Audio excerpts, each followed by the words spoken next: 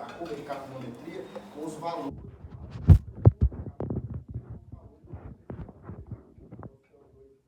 Respiração.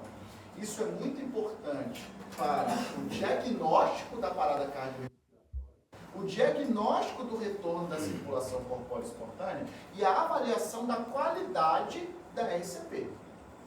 Digamos que eu tenho um doente lá com capnógrafo, tem uma curva de capnografia ou o valor de ETCO2. Se eu tenho esse valor menor do que 10 milímetros de mercúrio, significa que sua RCP está uma merda. Se eu tenho entre 10 e 20, significa que sua RCP está o quê? Está adequada.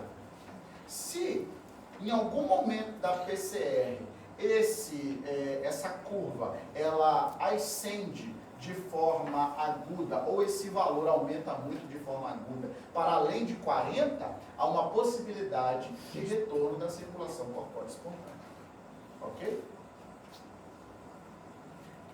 Desfibrilação. Tem dois tipos de desfibriladores, bifásico e monofásico. O bifásico, a carga máxima é de 200. E monofásico, 360 joules.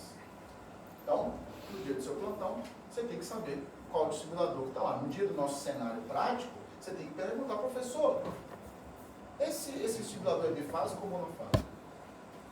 Você tem que saber isso, tá? Você vai chegar, você não pode esperar para saber as coisas quando o doente chegar, você tem que se antecipar isso, ok? Terapia medicamentosa, já discutimos exaustivamente a possibilidade de infusão de adrenalina e amidarona.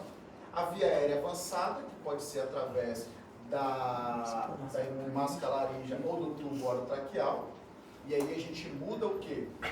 A relação entre compressão e ventilação, porque elas se tornam o quê? Independentes.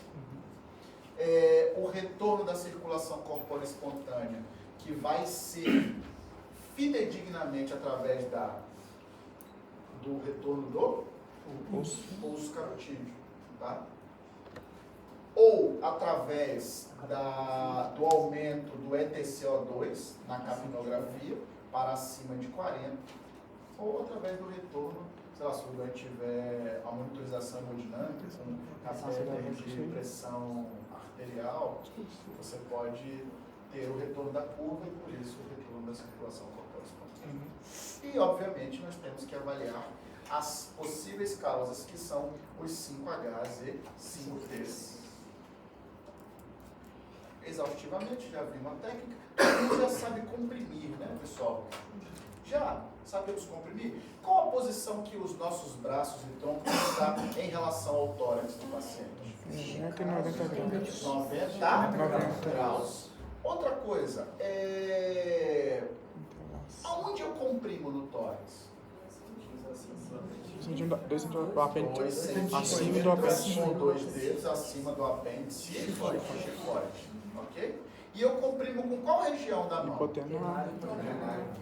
Uma sobreposta à outra, entrelaçada à outra. E eu faço o peso com o quê? Com o seu corpo. Com o meu tronco. Eu flexiono? Não. Ok, excelente. Já estou ciente de tudo. Esse vídeo, eu não sei por que ele está aqui. A gente nunca vai ver esse vídeo. Ele demora uns 15 minutos. Pessoal, desfibrilação. Uma das pás vai estar na região paraesternal e a outra no ápice do coração. Ok? Paraesternal, está escrito na pá externo e ápex. Tá? Então eu sei que uma é paraesternal e outra é no ápice do coração. Ok? Se for monofásico, 360 joules. Se for bifásico, 200 joules. 200, tá? 200. Grava só esse número aqui, não grava outra coisa não. Bonito aqui, ó. Posicionamento, paraesternal e ápice do coração, tá? Aqui nós temos algumas exceções em relação ao posicionamento, que são marca-passo, cameral ou bicameral. 8 centímetros Tá? abaixo. Eu vou abaixo do marca-passo, tá? Geralmente ele está aqui próximo à região infraclavicular. Tá? Então eu vou abaixo dele. Não posso ir acima dele. Não adianta eu dar choque no marca-passo. molhado, estiver numa poça de água, eu tenho que secar, tirar ele da água, da poça de água, do rio, lá do caralho que ele tiver, secar e imprimir o choque. Se tiver um adesivo, arrancar o adesivo. E se for Tony Ramos? Isso, tem que tirar pelo, senão vai queimar tudo aqui, tá? Aquele desfibrilador de pá, aquela pá adesiva, ele consegue fazer uma depilação boa, tá? Mas, gente, é uma coisa também que é assim, eu vou falar com você. Se não tiver facilidade para fazer isso, é para fazer do jeito que tiver, tá? Ok? Bora, gente, vocês ficam muito emocionados. Vamos, é pelo, é só pelo. Anda sem pelo, tudo peluda. Vamos lá. Pessoal, mas só rememorando, epinefrina e amiodarona, já sabemos as doses. Não esqueçam desse bolo de 20 ml de soro fisiológico logo depois. Então, aí levantar o braço, que é uma coisa que vocês esquecem sempre. Mas aqui, oi? A coisa toda, tanto epinefrina quanto amiodarona? Sim. Manipulação avançada da via aérea. É difícil, tá? Então já se atentem, porque essa via aérea é uma via aérea difícil, fisiologicamente difícil. Então, se você resolver pela intubação, se prepare para uma via aérea difícil, né? Deixe separado o seu buge e deixe separado a máscara laríngea. E se você não tiver segurança, ou você pode chamar outra pessoa mais experiente, pelo menos para ficar do seu lado, ou você pode, pronto, passar a máscara laríngea. Retorno da circulação corpórea espontânea, através do retorno do pulso carotídeo ou do aumento do ETCO2. E aqui eu quero revisar com vocês as principais causas de PCR, que são os 5Hs e 5Ts. Gente, quando eu falo em 5Hs, vocês memorizem isso, essas 10 possibilidades de causa reversível, porque as questões da prova, em termos de caso clínico, elas vão girar em torno disso aqui. Entendeu? Vai acontecer alguma coisa que vai parar nisso aqui, para você tratar. Aqui está o diagnóstico e o tratamento. Entendeu? Então, quando a gente fala em H, hipovolemia. Muita coisa pode dar hipovolemia, né? Mas geralmente esse doente hipovolêmico ele vai estar em choque, né? Alguém com hipovolemia para morrer, para parar, tem que evoluir no choque. Hipóxia. A hipóxia a gente tem que lembrar sempre das causas de insuficiência respiratória. Porque não vai estar lá, paciente hipoxêmico evolui com PCR. Não, né? Isso é bonzinho. Não.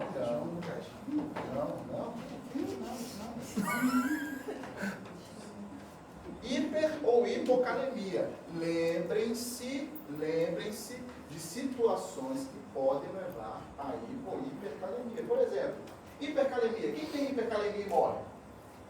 Paciente renal. Renal crônico. Ou renal agudo, renal, né? Inclusive, hipercalemia é um critério de Diálise. urgência, porra. Diálise de urgência. E hipocalemia. O que é que pode dar hipocalemia? Renal. Diarreia. Mais alguma coisa? Diurético, excelente. Diurético de? Alça. Hipotermia. Alguém com Jesus pode morrer de hipotermia? Pode.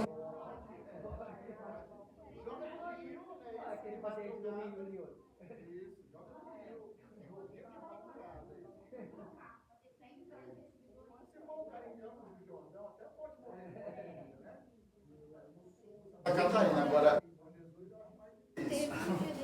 H mais é o quê? Acidose é o quê? Metabólica. H mais é acidose metabólica. Se tiver alguém com hipocapnia, CO2 aumentado e acidose, não é causa de PCR, porque a acidose metabólica não é respiratória. Aí não adianta ficar com cara de buceta depois, mas tem acidose. Acidose metabólica, não é a respiratória, que é a tua visão. Agora vamos no T. 5 T's. Tromboembolia pulmonar. Tromboembolismo pulmonar. Gente, tromboembolia pulmonar é o quê? É o trauma, é o acamado, não é isso? É o anticoncepcional, né? É a testosterona, não é isso? É o vapor, não é isso? Então tudo isso junto, né? É o pós-operatório. Vai dar o quê? Tromboembolismo pulmonar, né?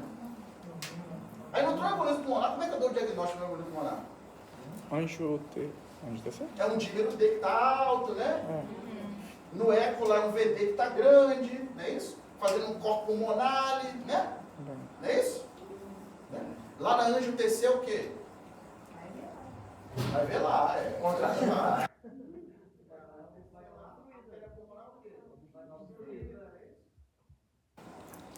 Beleza. Trombose coronariana significa o quê? Infarto? Infarto, né? Quem tem infarto tem o quê? Isquemia? Dor no peito, né?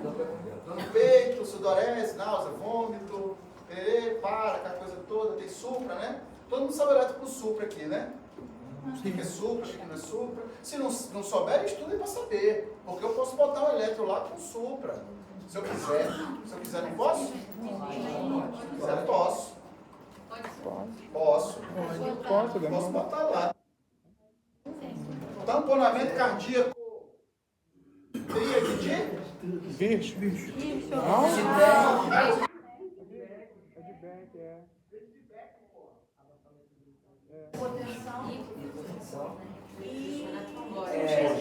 Urgência jugular. Isso, hein? Que isso, hein? Pode ser monitor. Tamponamento que eu não gosto. Tamponamento cardíaco. Ok. Diagnóstico por imagem. Qual a melhor imagem para dar esse diagnóstico? Tamponamento? Sim. Ultrassom. Ultrassom é o eco que vai ver lá, né? O derrame pericárdico, com restrição de VT, de VE, de átrio, não é isso? O swing heart. Qual o tipo de choque? Cardiogênico, não é isso? Qual o tratamento? Pericardiocentese, né? Tensão no tórax ou pneumotórax. Pô, isso aí já é cansado de saber isso, né? Tem que pedir um raio-x, né? Claro que não, esse diagnóstico é clínico. Ausculto, percussão. Assimetria, não é isso? Percussão com hipertimpanismo. Redução ou ausência de murmúrio, o que você faz? Punção. Urgência. Você faz o quê? Qual a conduta inicial? Para tirar o cara da urgência, para ele estar morto, está parado. Você vai drenar o tórax? Toracocentese. Como faz a toracocentese? Quinto espaço intercostal. O cara viveu de novo. Tóxico. Só minha mãe falava tóxico, ela tinha um medo, eu desse droga. Ela falava, você não vai se envolver com tóxico. Qual é o tóxico que mata? Não, nossa, chumbinho mata. Chumbinho. Chumbinho é organofosforado ou carbamato?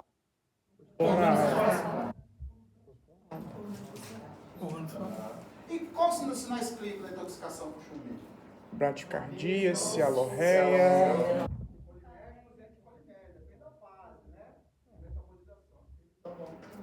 Ok. Qual o tratamento? Atropina. Até o quê? Até acabar. Ah, sim.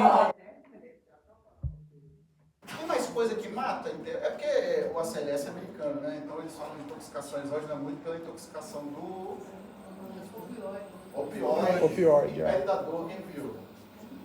Vejam lá a oxicodona, tá? A epidemia de oxicodona nos Estados Unidos. Então, 5H e 5T. Não vou ficar aqui repetindo isso. Já dei as dicas para vocês, agora é com vocês, tá? É isso aí que está na prova. Só para acabar aqui, não adianta eu saber isso tudo. Vou parar, vou caminhar com vocês. Preciso organizar a cena. Não adianta eu saber isso tudo para organizar o cenário. O que significa isso? Se eu sou o líder, se sou eu o líder, o cara que vai organizar o time, eu preciso dar funções a cada um. Então, eu preciso que alguém esteja responsável pelas medicações, alguém que esteja responsável pelo tempo, alguém responsável pelas vias aéreas, compressor e desfibrilador. Desfibrilação é ato Médico. médico. Tá? Então, se só tem eu médico, eu, além de líder, vou ter que realizar o desfibrilador. Mas, professor, se tiverem duas paradas ao mesmo tempo e só tiver um médico, aí, gente, qualquer pessoa que saiba manejar, manipular, pode fazer. Eu não estou falando de exceções, tá? Eu estou falando do que é habitual, pelo amor de Deus. Tá? Para de ficar querendo uma exceção, a doideirada. Pô, o problema é esse. Vocês não querem fazer o 95% feijão com arroz, vocês querem o 5% da exceção, aí se fode. Manipulação de via aérea, intubação orotraqueal é ato. Médico. Agora, se for máscara laríngea, profissional da saúde, tá? Enfermeiro pode passar máscara laríngea. Fisioterapeuta eu acho que não. Acho que só enfermeiro. Só enfermeiro, tá? Nossa, você. Cheguei para pegar o final da Não, melhor pai, aula. não, pai. Vê na outra turma. Vou ver também. Não, mas eu tenho aula depois. Lá. Tá.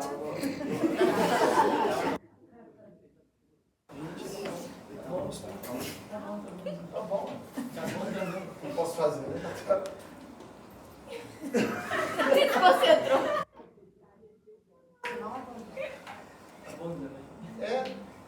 Então eu tenho que organizar o time. E outra coisa, gente. Eu, único médico, equipe multidisciplinar, né, enfermeiro, técnico, fisioterapeuta, eu vou ter que organizar tudo isso. Eu vou ter que dar feedback de compressão. Sou eu que vou ter que pensar no diagnóstico. Sou eu que vou ter que falar sobre as medicações. Sou eu que vou ter que fazer tudo, não. Pelo amor de Deus, não é isso. Sou eu que vou ter que organizar o cenário, conduzir, entender se aquilo que está acontecendo é adequado ou não. Porque sozinho o médico não faz nada. Não adianta eu ser o rei da RCP, saber todos os conceitos e ter uma equipe que infelizmente não está acostumada a atendimento nesse cenário. E eu passei por isso tem 4 semanas. Eu estava fora do hospital onde eu trabalho, numa outra instituição. Fui atender um garoto de 16 anos com embolia pulmonar. Por algum motivo de Deus, eu estava lá na hora que ele chegou com o meu aparelho de eco, consegui fazer o diagnóstico de embolia pulmonar. Ele parou, conseguimos trombonizar ele durante a PCR, ele voltou, mas foi um cenário caótico, porque a equipe multi estava completamente desamparada tecnicamente em termos de realização de RCP. De RCP, não sabiam. Educação Não continuada. sabiam, ou não sabiam realizar de forma adequada, nunca tiveram treinamento. Bate a cabeça. Isso é péssimo. Então, você pode ser um cara bom, um ótimo médico. Se a equipe não tiver conhecimento técnico, você, se fudeu. Então, por isso que a gente não faz nada sozinho. Isso é uma parte muito importante, porque eu preciso dos feedbacks, eu preciso que o compressor me diga se ele está cansado ou não. O ideal é trocá-lo a cada 2 minutos, mas se ele estiver cansado em algum momento, a gente troca ele. Eu preciso dar funções, gente, a quem tem perfil de função. Não adianta eu colocar aquela técnica, aquela enfermeira que todo dia reclama de uma dor nas costas e que não pega peso. Não adianta botar ela para comprimir, ela não vai conseguir comprimir. Não adianta. Não adianta pegar aquela pessoa mais mole do plantão, que está sempre cansada, que é obesa, para poder não adianta comprimir. Essa pessoa você pega e coloca ela onde? No tempo. Medicação. Você coloca ela aqui na medicação. Amém. É isso, né? Então, organizar, vocês veem isso. Cuidados pós-PCR, gente. Se você tiver sorte do doente voltar, se você conseguir fazer com que o doente volte, você vai ter que fazer o ABCDE da vida, tá? Cuidar de via aérea, cuidar da parte pulmonar, da respiração e cuidar da circulação, tá? Isso aqui não é uma parte que eu cobro muito, não. Porque eu quero que vocês saibam atender a parada cardiorrespiratória nesse momento e os conceitos iniciais, tá? Então, Otimizar a ventilação e oxigenação, por exemplo, é você entubar aquele doente que você passou mascalaria no primeiro momento, ou que você ficou ventilando em Hamburgo, tá? Garantir uma saturação maior que 94%, se for possível, já conectado lá no ventilador, com a menor fração inspirada de O2 possível no ventilador mecânico. Manter o CO2 entre 40 e 45 e manter uma ventilação protetora entre 6 a 8 metros. Tá? Em relação à perfusão tecidual, manter uma pressão sistólica acima de 90 e uma PRM acima de 65. Infusão de solução salina, soro lactato, solução eletrolítica. Iniciar vasopressor, se for preciso, e inotrópico. Aqui entra a avaliação do pulso, né? do eco cardíaco, para você ver o que você vai fazer em relação ao seu débito cardíaco.